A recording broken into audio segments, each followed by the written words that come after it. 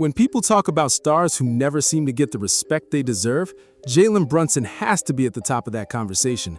It's hard to think of another player in NBA history who has been overlooked and doubted by the media and so-called experts as consistently as Brunson. Kevin Durant is playing basketball in New York City, and you're just like talking about, can we get Brunson? But the reason the Knicks will lose this series will be because of Jalen Brunson. The saddest sweepstakes ever, the Jalen Brunson sweepstakes. Even someone as physically dominant as Victor Wembanyama seemed to believe he could overpower Jalen Brunson during the NBA Finals. Take another look at this sequence because it's easy to understand why Brunson was upset. That collision was hard enough that many people felt it deserved a flagrant 1 foul. But despite everything that happened, there was one person who challenged Brunson to silence every critic once and for all. Prove me wrong. Prove me wrong. And in the end, Brunson answered every single person who had been doubting him. So let's begin with the biggest reason so many people overlooked him in the first place. When the 2026 NBA Finals arrived, the San Antonio Spurs looked like the team with all the advantages. They had home court advantage, Victor Wembanyama, the most extraordinary physical talent the league has ever seen, and a roster that many believed was developing much faster than expected. After knocking out Oklahoma City, the mood around San Antonio felt less like a team celebrating a playoff win and more like a group that could already picture the Larry O'Brien trophy in its hands. Look at the emotion from Wemby. Unbelievable. Josh Hart picked up on that feeling as well. From his perspective, San Antonio looked like a team that made the same mistake the Knicks believed the Celtics had made the year before. They acted as if getting past the toughest challenge meant the rest of the journey was already taken care of. They beat OKC, and that was like, for them, for a young team, I feel like that was a mountaintop for them.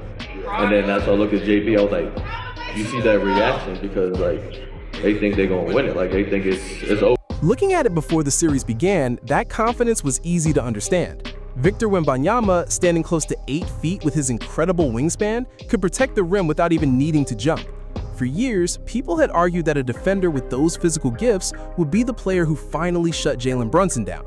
If there was ever a matchup that seemed designed to expose a 6'2" guard trying to lead a team to a title, this looked like it. Instead, the opposite happened. Brunson continued getting to his favorite spots, knocked down the biggest shots when they mattered most, and every time the Spurs threatened to seize momentum, he pulled the Knicks one step closer to a championship.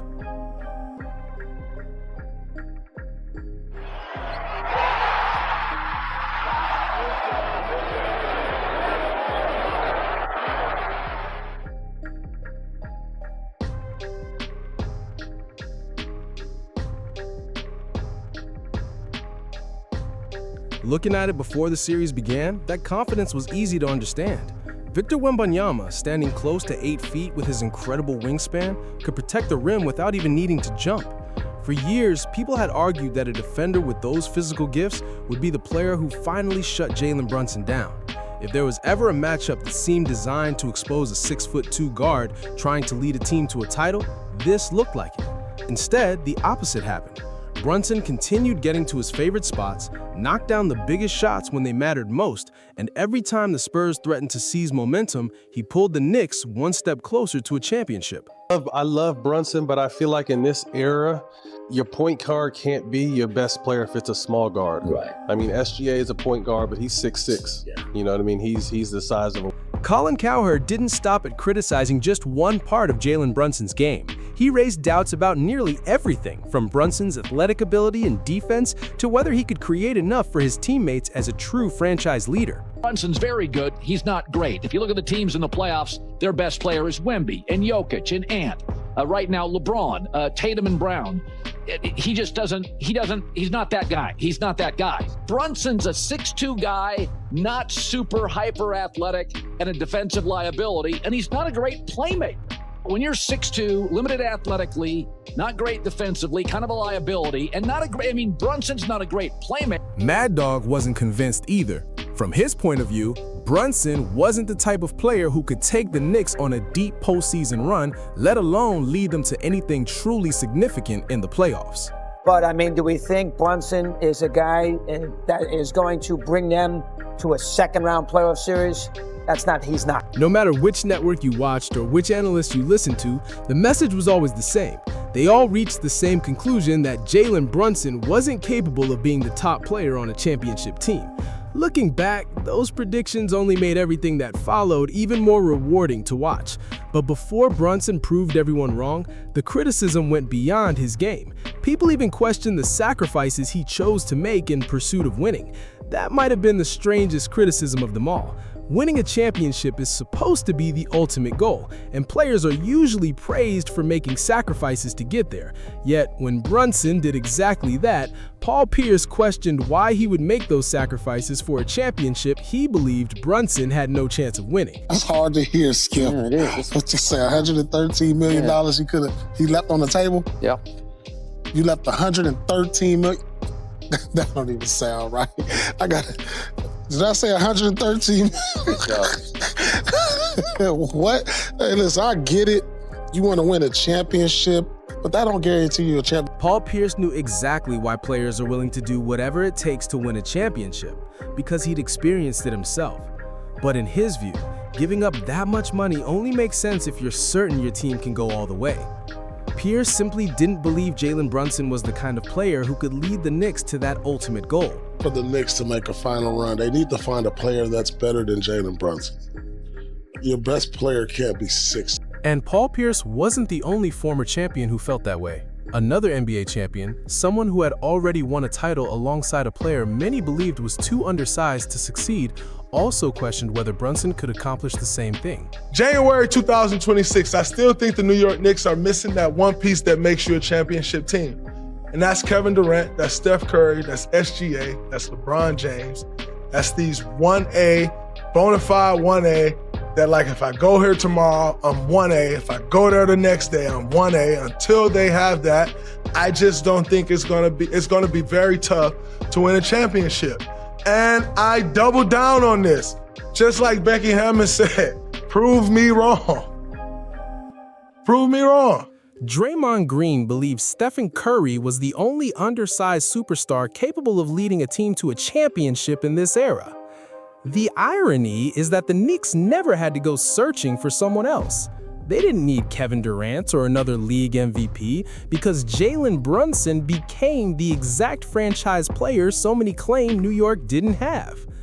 By the time the season ended, Brunson had completely flipped that narrative. One after another, the same people who had questioned him for years began reconsidering their opinions.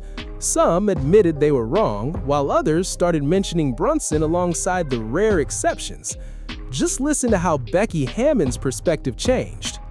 I'm speaking historically on the NBA. With what I said, I don't know why that's being brought, like why everybody's so stuck on that. I said it 2 years ago. Once you win, the conversation changes almost overnight. The same debates that dominated for years suddenly lose all their momentum, and those bold predictions become much harder to defend. At that point, for many people, the only honest response is to admit they got it wrong. I just missed it on how good he could be, and I'm going to be singing his praises the rest of his career. Are you surprised at all at the Knicks' success? To this extent, yes, and I've said this all year, well, since about midseason. I missed by as wide a degree as any player I've covered in my career as a broadcaster, the ceiling for a player as I have with Jalen. Matt Barnes eventually changed his stance as well. After everything Brunson accomplished, he acknowledged that his earlier doubts were misplaced and admitted he had been wrong. I said like 3 times before I even said this that I was wrong about Brunson. Like, Brunson's a fucking monster. So stop tagging me with other people. I apologize. Draymond Green ended up changing his opinion too. After seeing what Brunson accomplished, he also acknowledged that he had underestimated him and admitted he was wrong. You ask yourself, what did he prove to the basketball world? Everything. I apologize to Jalen Brunson. I've been very critical of Jalen Brunson, just not thinking that, hey man, he's this one. Even Stephen A. Smith, who had once made comments like this, eventually found himself revisiting that stance. Trading their first round pick away, and for what? To go all in on clearing cap space in hopes of signing Jalen Brunson? Jalen Brunson isn't the answer! Stephen A. Smith eventually admitted he got it wrong as well. After everything Brunson accomplished, he offered his own apology and acknowledged that his earlier assessment didn't hold up. In my career, nobody has trolled me better than Jalen Brunson. He even took it a step further, Stephen A. Smith didn't just apologize for his own comments, he also apologized on behalf of the other media personalities and analysts who still hadn't admitted they were wrong about Jalen Brunson. National television owe this man an apology. Just when it seemed that chapter was finally closed, the skepticism wasn't completely gone. Even now, the conversation continues. Take a look at what Kevin Durant had to say in a recent interview. To strike while the iron's hot. I mean, this is a time that I don't think New Yorkers or the Knicks could, gonna get back. So I think you should. I mean, you gotta take advantage of this time right now. You don't know if this will come around. Yeah. It's been 53 years, so. I mean, it could be a 56. It could be another 53 years. Early in Jalen Brunson's career, people judged him based on the things that were obvious. They focused on his size, his limitations, and everything they believed he couldn't overcome. Even after he achieved what many thought was impossible, those doubts still followed him. But the bigger question people rarely discuss is what truly helped him succeed and why he was willing to leave more than $100 million on the table to chase winning. Same thing, Jalen's good, but this and this and this and when they said but, what was the but about? It was too slow, not athletic enough, too small, all those things that don't measure heart. And that's what I have. There's a lot of people that have a lot of negative stuff to say. There's a lot of people who have a lot of opinions. But when you prove them wrong, nah, they don't deserve it. They don't deserve it. The biggest takeaway from Jalen Brunson's journey might be simple. Don't spend too much time doubting him, because eventually he'll let his performance speak for itself. And when he proves you wrong, you'll either have to acknowledge it or watch him prove it again.